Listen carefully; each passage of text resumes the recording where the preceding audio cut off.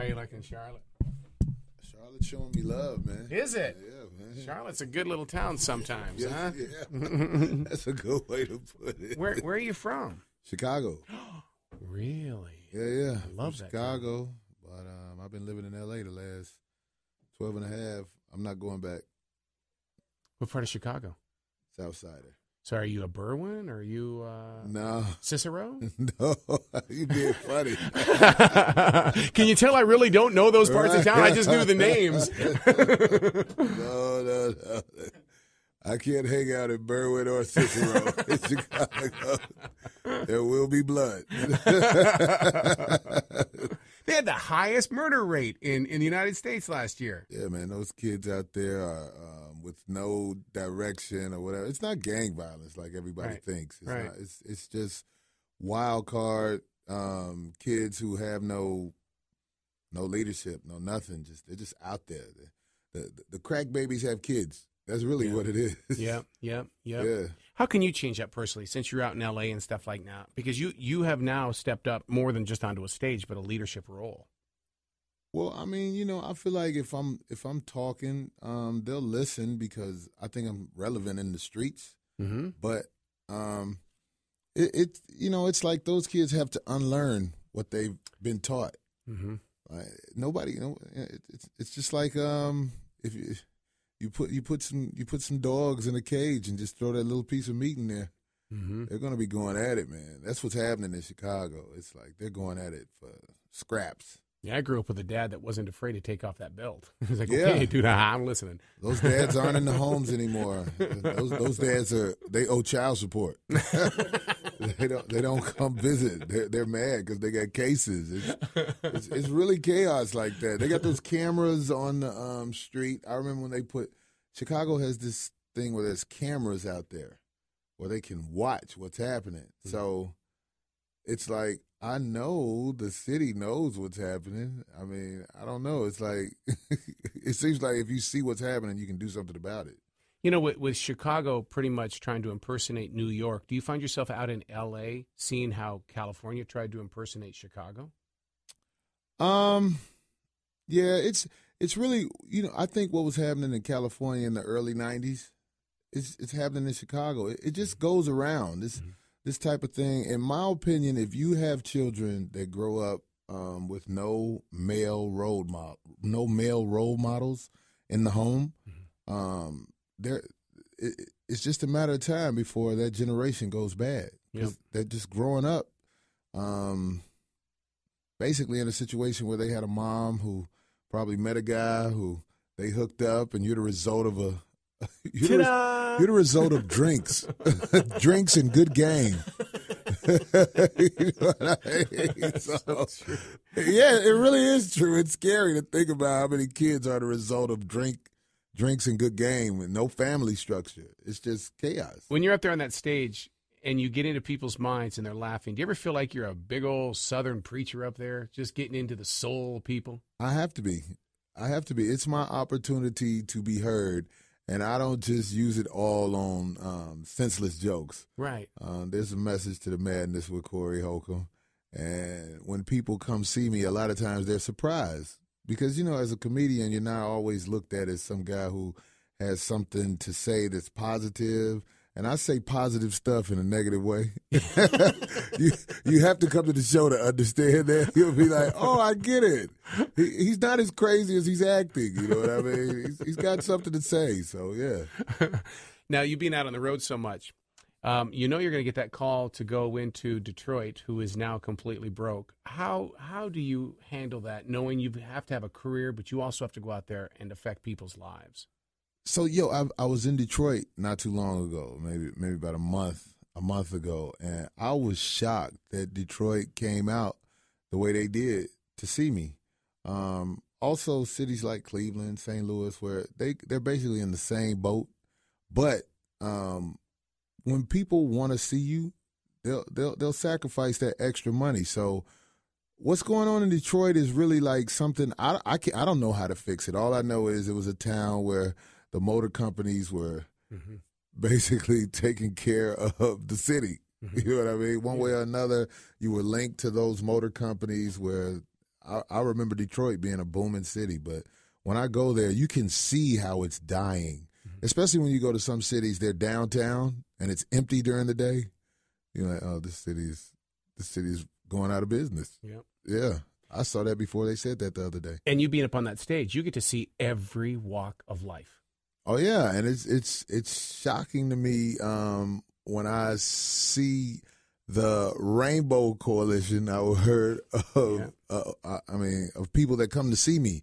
I like I said, I did that thing on the Cleveland show. Yeah. I didn't know Seth MacFarlane and those guys knew me. When they knew me, it blew my mind. I was in the room laughing and joking with these guys. I'm like, are you serious, man? I watch your show religiously. I don't even think they believe me. But I'm like, Family Guy is really funny. You know what I mean? So it's like this comedy thing has opened a lot of doors for me, man. Mm-hmm. Yeah. What are you going to do with it now that it's open? Well, I hope I can kick the doors wide open and bring the type of thing I do to television, because what I do, television, I feel like they couldn't find a place for it. Even though when I got to Los Angeles, the sitcom thing was open for me, but that's different.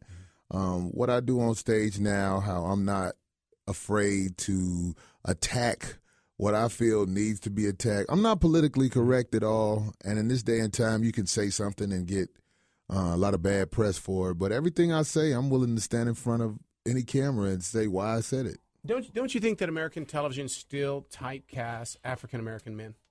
Of course. I mean, it's all part of the game. It's all part of the game. But do you want to play that game, though? No, I can't. Right. I can't play that game. But that's been the issue when, like, friends who don't really get it, they'll walk up to me, man, why aren't you doing this? I said, because I got friends who are getting television shows, and it's really all just connections. I got a friend named Dion Cole. We started together, and he's got a show on TBS called Dion's Black Box, but he's cool with Conan. Yeah. It's just a relationship type of thing, you know what I mean? So if you got the right relationship out there, they'll find a way to get what you're trying to do on television if you got the right power person behind you. How about a reality show that tells the life and times of what it's like to be a comedian out on that road? I think that would be something people will watch. Have you ever tried to walk into a pawn shop and pawn yourself off? And pawn yourself off? Just so you can have me. How much you gonna give me for me? Well, I got a friend. You know, let me be. That would be opening the door for me to get insulted. Oh, you do the insulting.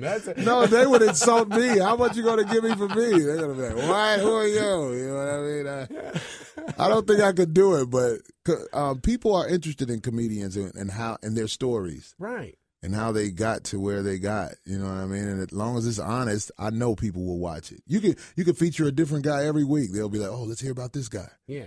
Because it's interesting. Aren't you like the king of normal people that just happen to have the guts to walk out there and say, let's talk? I think so. I mean,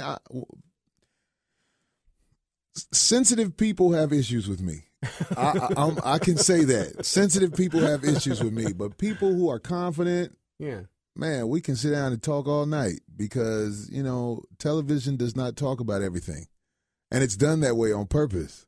Now, but I want to talk about everything, except politics. Are they afraid? Or what? When you say sensitive, are they afraid or they just don't want to admit something?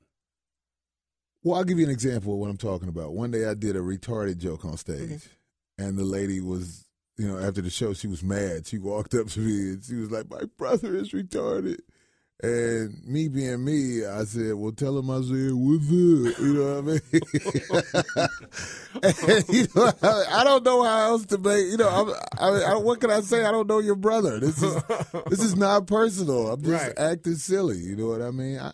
There comes a time where I feel like people can take it too far. I don't like to joke to hurt people. Right. I don't like people to be upset, like they felt like I was picking on them. I'll stop picking on somebody. And most of the time when I do have interaction with the crowd, it's because somebody yelled something out at me.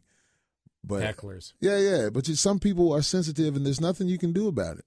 See, that's the difference between radio and comedians is that we don't get to hear the hecklers. All they do is just change the dial. Oh, yeah. And it's like, give me another chance, man. Right, yeah. So we don't get to hear real people talk. Hey, wouldn't it be cool if you could just see the people who change the dial? I know they got that technology out there. They just don't give it to you yet. I don't know, man. I've seen radio listeners. It's those with that sweet voice you have to stay away from. Oh, yeah. Dangerous with those vocals, but. Oh, yeah. I can imagine, man. But, I do radio, too, and my show is called Corey Holcomb 5150 Show. Where's it at? Well, we do it out of Los Angeles. I was on this Jamie Foxhole station at one time, but we've taken it off of the satellite thing. We're doing an internet show now. And 5150, by the way, is a police code for crazy for everybody who don't know it. That's why we call it the 5150 Show, because we'll go there. We'll say whatever. You know how it is on the internet. There is no... You're a modern-day broadcaster.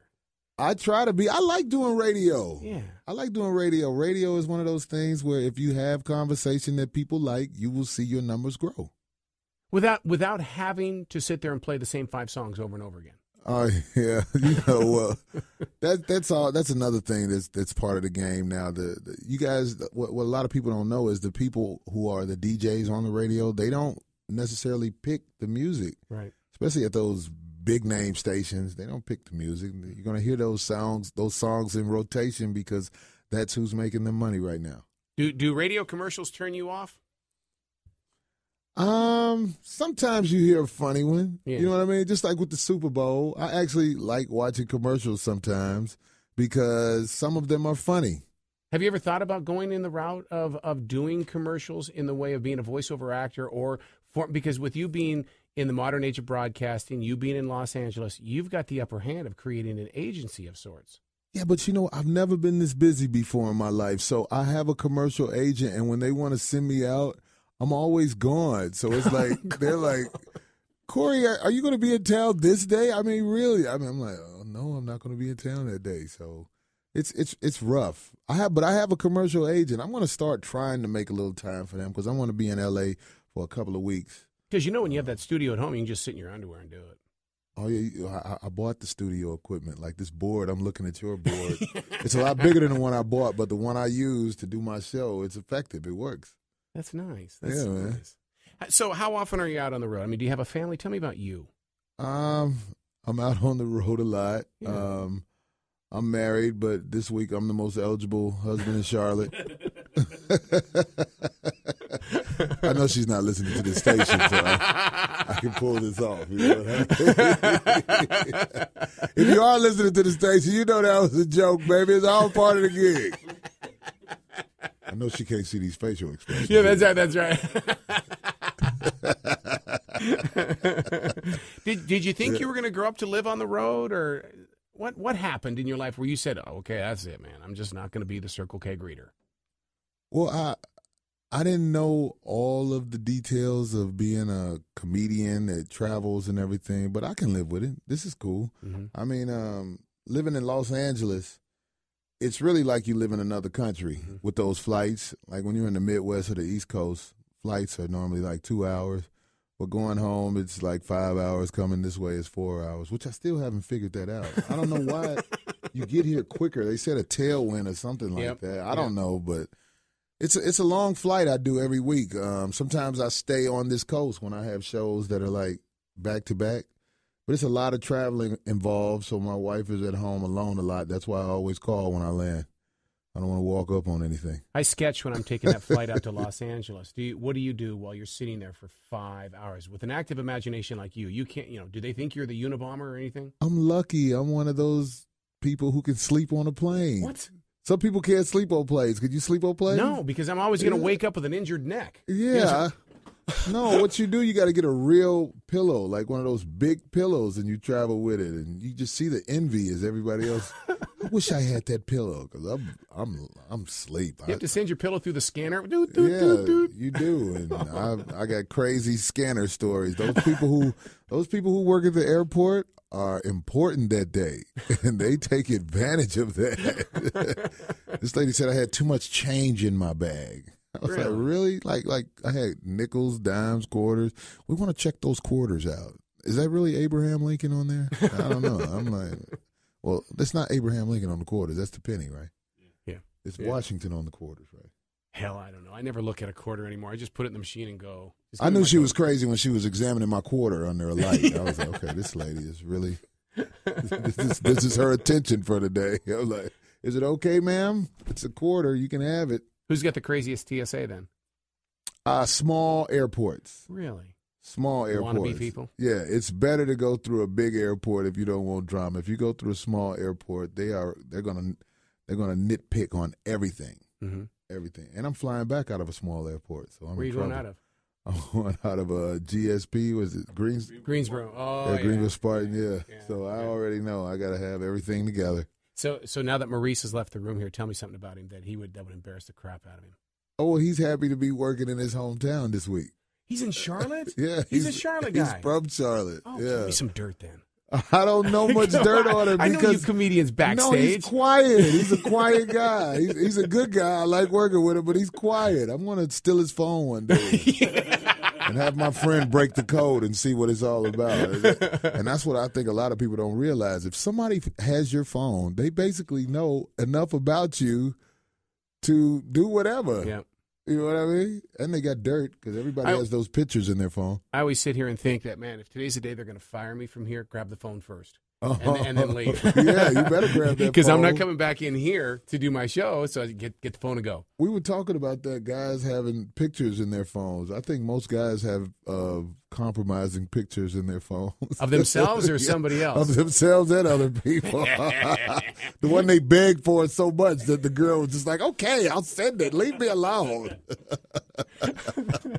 Guys are so willing. Hey, all right, man. Yeah, that picture you tell her, I'm going to erase it as soon as I look at it. Well, wasn't it? Never erase it. The Congressman Weiner even says after he got caught, he still continued doing it. Hey, man, you know what? It's actually kind of addictive. Right? But I don't send myself. I send a picture of this other guy from the waist down. They don't know the difference. He's my complexion. I'll send that picture out. Oh, is that what it is? Yeah. Hard to live up to that guy, but it gets me in the house. Did we tell Maurice we were talking about him while he was gone? Yeah, Maurice is my road manager, and yeah, I told him about that girl last night, Maurice. So he don't know if I'm for real or if I'm playing. So I would never put your business. Do you mind if we look at your phone? Just kind of look at the pictures you got on there. Oh, that's scary, man. I just thought about you saying that. If somebody asked me that, I would wow. See, because that right there tells a woman you're busted. Yeah, I would be busted. Let me see what you got in the pictures. No. I would be busted. I would. Oh my God! And the more I think about it, when you download photos, even when you erase it, that just means you don't have it anymore. Mm-hmm. The company's got it, and that Google's got it up the highway. Yeah, you know what I mean.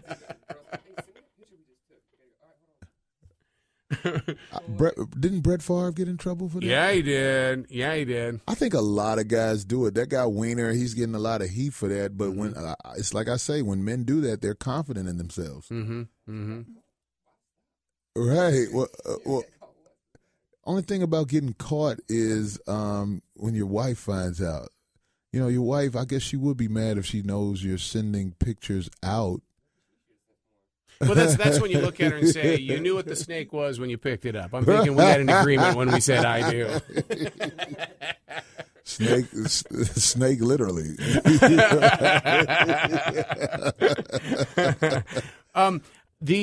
The late night shows, there's a big change going on. There's an evolution. Where do you find yourself going with that? Well, I know when I got to Los Angeles, Jay Leno took a liking to me, and he let me do his show a few times. And I don't know the new guys, so. Did your agent go out and find it, or do you find yourself going, look, okay, that's the joke that's going to get me on Fallon? Yeah, but you know what it is? It's like at one time when you did those late night shows, it would really boost your career because network television was the thing. But now it's like you'll do one of those spots and a lot of people didn't see it because television has so many channels versus 10 years ago, especially 15 years ago. It's like you gotta pick shows that's for your demographic. And my demographic is not the Tonight Show. As a comedian, even though people do come tell me, I saw you on the Tonight Show. I'm like, oh, okay. Was that DVR'd or was that right? live? Yeah, you know what I mean? Everything's on demand now. As long as you got the internet, you can see anything. If you were Congressman Weiner, you'd be going, and what were you wearing? Right. Send me the picture now, because I got mine. If we want to see Congressman Weiner right now, all we got to do is Google him. I know it's on there. They got those pictures, man. I know you don't want to, but sometimes you just do it just to be like, what's the big deal about? Oh, now I see. Okay. All right, I'll give him credit for doing it. Here right. You got to look at it on your own when nobody else is around. It's like, no guy will admit it either. Let me see. Oh, okay. I see that guy. I see why his wife married him and stuck with him. It's only 15 minutes of fame. That's fine. Right. You'll get over it. The lady who was because there's a lady she does my teeth cleaning. Yeah. High society woman, and she was really appalled at what he did, and I made the mistake of saying, well, what was so wrong about what he did? And I could tell her energy, everything changed. Like, you would do something like that, wouldn't you? And I was like, yeah. I actually wanted to send you a picture. What if you had the job of doing the teeth cleaning? Would you sit there and try to pop a joke on people, or would you just be flat out honest with them and go, dude, I don't know how they do it. I don't either. A person who does the teeth cleaning, you have to sit there with someone's mouth open and scrape the goop off their teeth. And there's no telling. Some people will come in there, they probably didn't even brush their teeth. Right. Yeah. No telling what they were doing before they got there. That's a special breed of person. I wanted to ask her, have you ever done somebody and their chin stinks? Because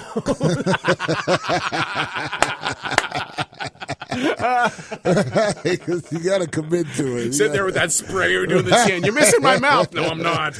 Right. She's washing your face. This is my first time washing someone's face before I clean their teeth. Because I know they've got, some guys have the beards. Yeah. And a lot of stuff get caught up in those beards. Is that gel on your beard? It's gel, but not hair gel. See, that right there is a scene from a movie. Yeah, you could be writing a movie about what we're talking about today. Yeah, because that's real. That's real right there. Being out in Hollywood, I mean, we all know that Kobe tried to go out. I mean, Kobe was a Charlotte Hornet and went out there to be with the Laker because he wanted to be famous. He didn't get into movies. What's keeping you from movies? Like I said, I'm controversial. It's not like and another thing, I'm gonna tell you something. It's not all that. It's when you're trying to break into movies, you have to go on a lot of auditions, right. And I'm not built for that. I mean, it's like you get up, you're driving, and you've got 2 minutes, 3 minutes. For a casting person, I think they call them casting directors, failed actresses. They judge you. You know what I mean? And I feel like I could get some. I can get a little success from it if I really put effort into it. But it's not my thing. Right. I want offers. I don't want to audition. I mean, I got a movie that's the Think Like a Man. Yeah. Think Like a Man 2 is coming out, and I did a scene in that because the director saw me and liked me. Yeah. That's what I'm banking on. A friend of mine named Craig Robinson, he's from Chicago. We started around the same time. He just met the right people, and now he's basically a movie guy. Wow. You know what I mean? That's the way it goes. Is that selling out when you say, because I almost felt like that there was like a little bit of attitude there. He's a movie guy. He sold out. He walked away from the raw. No. It's good when you can do movies on a consistent basis like that, because when the audience, the movie audience gets to know you, those directors and producers, they know, and they'll start. He had his own movie this summer where he was basically one of the stars. When you start seeing yourself on that poster, that's when you're moving up. Yeah. When you're on that movie poster, some guys say, "Hey, I'm in a movie." They're not on the poster; they just got to sing. Yeah, exactly. That's good. You know what I mean? But when you're on that movie poster, that lets you know you're doing something right. Is that the guys that usually has when you go in there and say famous people in sex scenes, and they just show a bleep of them? Oh, what? I'm the only guy that's been to that site? What are you talking about? Come on. No. I live in L.A., so I know a lot of those guys. I know a lot of those porno guys. It's so many, it's awkward. It's like, well, I know these guys. I can't watch porn anymore because when you know them and you're watching, that's kind of weird. Dude, what happened? Right. Did you know L.A., you guys make all those movies out there. Charlotte is where they distribute them. Really? Yeah. This is the distribute.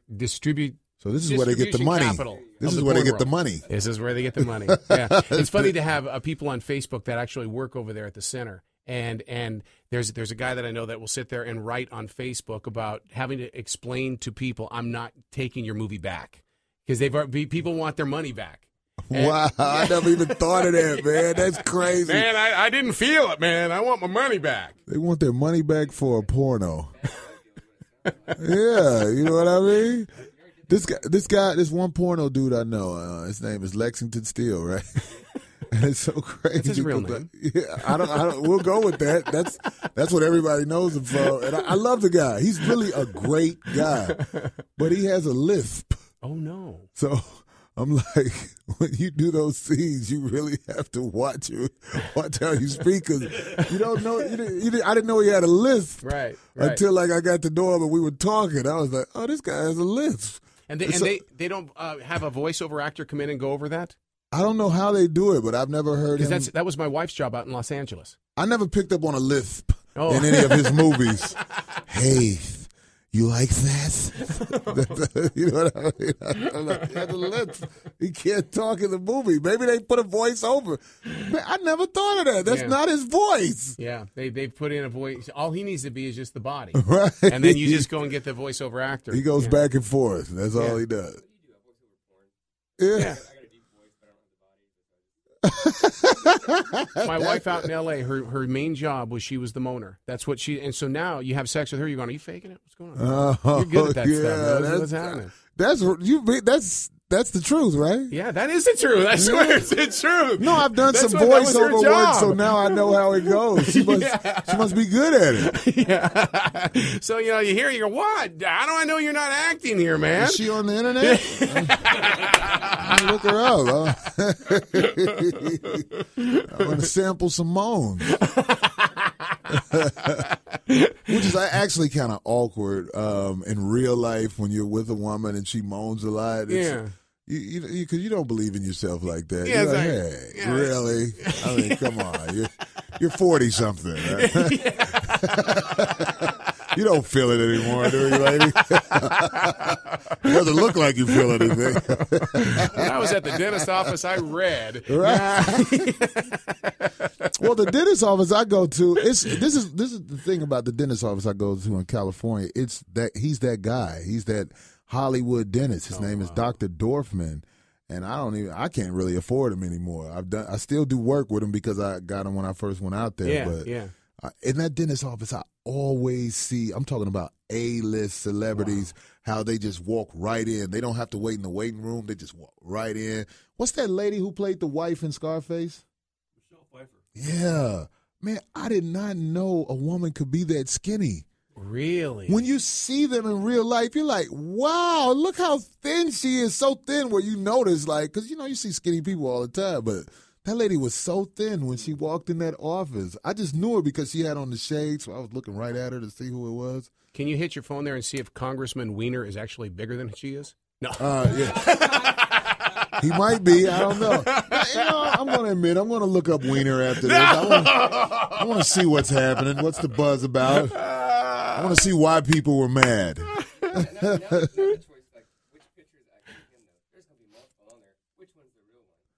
So, yeah, they dubbed those pictures on like that. I might want to get some fake shots of me on the internet for publicity. Yeah, you can go on to Brad Pitt and get the same thing. Not that I've ever looked with the, Yeah, I'm gonna Google Weiner after the show, and I'm man enough to admit it. I want to see what the buzz is. I Googled naked pictures of Oprah, but I didn't see anything. Oh, really? Yeah, what's up with that? I don't know. Every time I Stedman's got them Oprah, all? it shows like these cows on here. No! Wop, wop, wop, wop. No Oprah show for me.